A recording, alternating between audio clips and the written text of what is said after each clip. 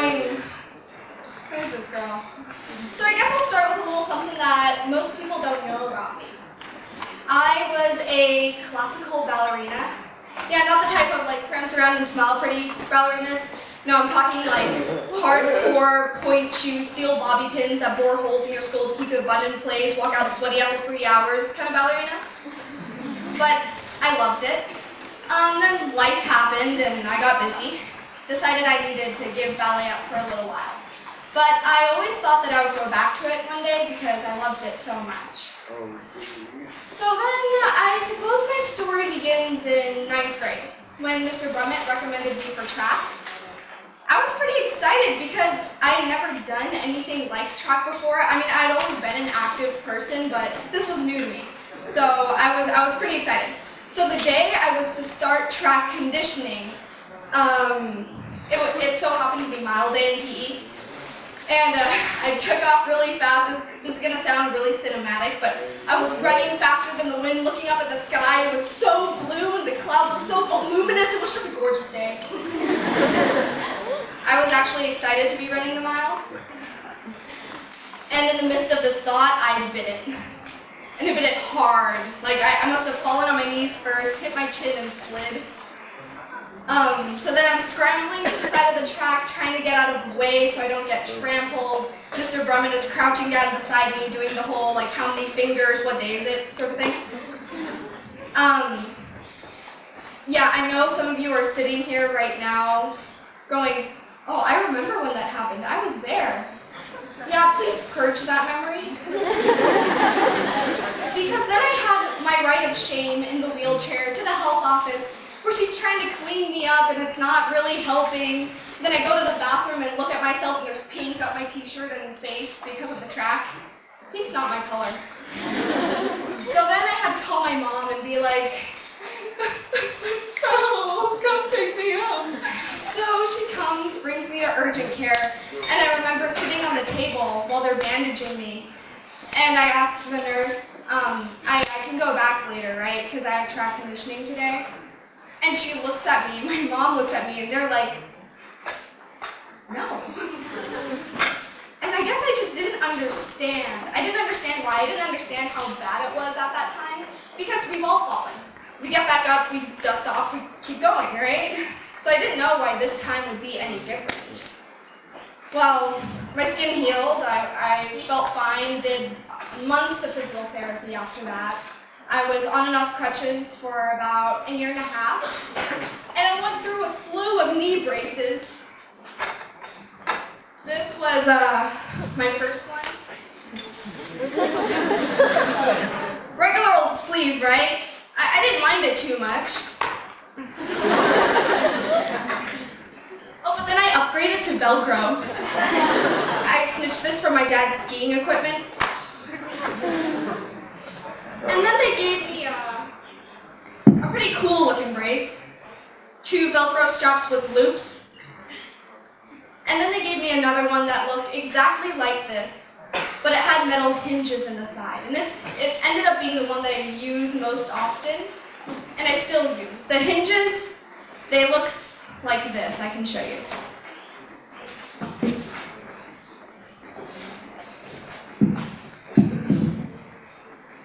So they're on either side of the brace, and they help stabilize your knee so it doesn't wobble. Because after all those months on crutches, my muscle had atrophied. So this did a lot to help me out. But after all that time, I started to get really confused why my knees were getting worse, not better. I mean, it still hurt. The outside heals pretty quickly. I mean, I've always been that way. But what really confused me is why it wasn't getting any better. So the summer going into sophomore year, I had knee surgery. It was an arthroscopy, which basically means a treasure hunt for the surgeon, going in there trying to find the gold. What the heck is wrong with you, Caitlyn? Sort of thing. Turns out I have this condition called plica syndrome. I know, I've never heard of it either. Basically, what your plica is this membrane on the inside wall of your knee that separates the compartments of your joint And it's a fetal tissue, which means that it usually goes away during early development or it drastically diminishes in size. Mine decided to stick around for a while. So apparently what happened is when I fell freshman year, that little piece of connective tissue slipped in between my joint where it wasn't supposed to be. So with each move, it was rubbing and irritating, and that's why physical therapy wasn't working. So we went in, removed the tissue, and I actually have some pretty cool pictures to show you. Don't worry, they're not gory or anything. They look kind of celestial. So you put right there where the star is. I know it's hard to see, but that's the plica. And in the picture, it's pink, which means that it's irritated, and it's not supposed to be pink. Remember, pink's not my color. So he took that out. Go ahead and go to the next slide. That's what a knee should look like, nice and healthy. Go ahead. That is what my knee looked like. It's kind of messy looking, so he went ahead and cleaned it up, shaved the ligaments, so there wasn't the wear and tear anymore. Don't change it yet. The next picture I'm going to show you, it's a little more graphic. If you have a weak stomach and you're eating, I wouldn't recommend looking at it. Viewer discretion is advised.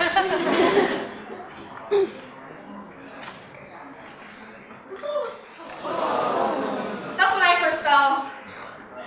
You know, I'm looking at it now thinking, it doesn't look that bad, right? Because I've fallen before.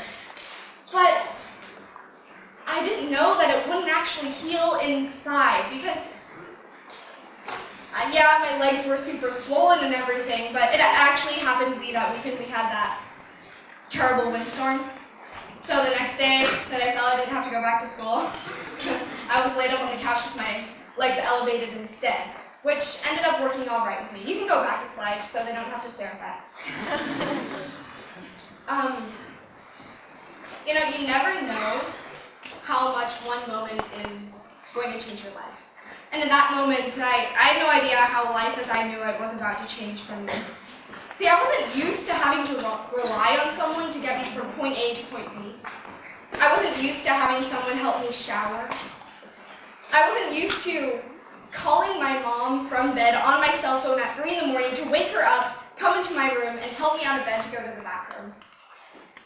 I sure wasn't used to being best friends with an elevator. And I wasn't used to being a liability to the school. Everywhere I went, there was paperwork to be done. Wait for it. And that's where my story goes on. Sophomore year, I was put into modified PE with special ed and special needs. I was fine with the idea, didn't know what to expect, but I wasn't worried. And after years, or months, sorry, gosh, years in PE. After months,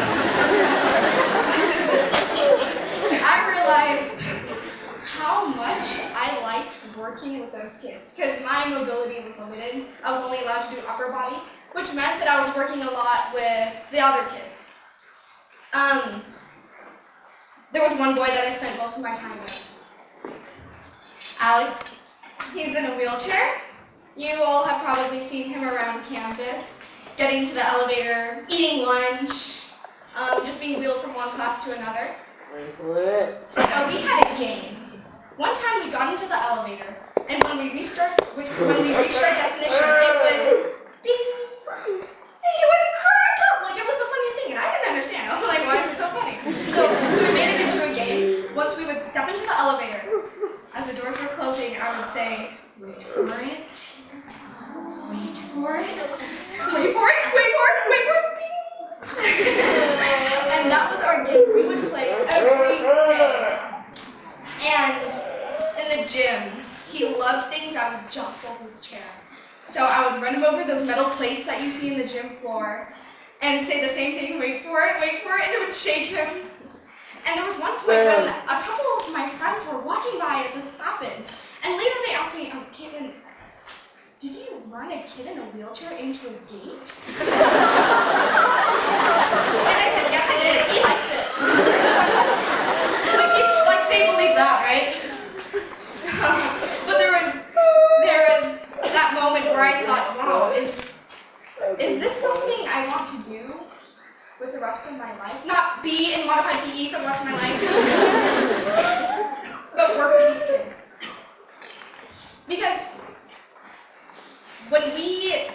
understand something, when we delve into the unknown, what are we supposed to expect? I didn't expect anything, and I sure did not expect this.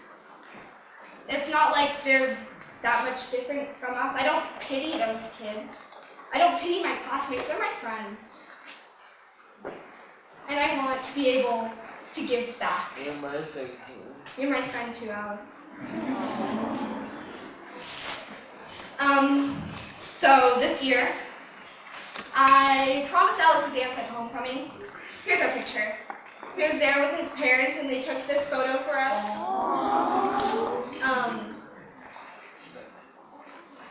I recently went back to my orthopedic. I wanted to know why my knees were still hurting. He told me, you know, I'm sorry to tell you this, but your knees are just kind of messed up. He said, you're going to have to live with that. The initial fall kind of knocked them out of alignment. Your body is like a machine. And if one gear is dented or knocked out of place, it doesn't quite turn right anymore. He said there are about 12 different reconstructive surgeries I could do to fix this, none of which worked very well. I don't want to go in for another surgery. After walking out of there that day, I was upset. I felt like we were giving up. But I've had to come to terms with myself. You know, no, I can't run. Yes, I walk with a pathetic gimp limp. No, I can't go back to ballet. But there are so many more things I can do than I can't. And a lot of good has come out of this. I mean, most of you who go to speech tournaments with me, you know that I take my knee braces wherever I have to do a lot of walking. And yeah, there was a period of time where I had to wear 2 knee braces and I looked like a cyborg. But, you know, I'm not upset anymore, I'm not bitter. I'm more glad. And I hope that my experiences can help you become more appreciative, more accepting, and more understanding of everything around you. So delve into the unknown. You don't know where it's going to take you. I didn't. And if you're forced to like me, well, just keep going. There's a quote I keep on my desk for motivation. I know, I'm one of the people who actually does that. It's by Robert Frost, and it says, "The best way out is always through." And I know I'm never going to be through this. But where else do I go, right? Just keep on. Just keep on going. I hope I've inspired somebody today. Thank you.